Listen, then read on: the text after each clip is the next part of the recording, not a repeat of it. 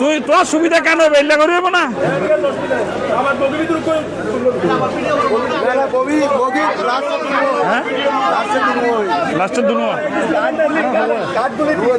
আচ্ছা তো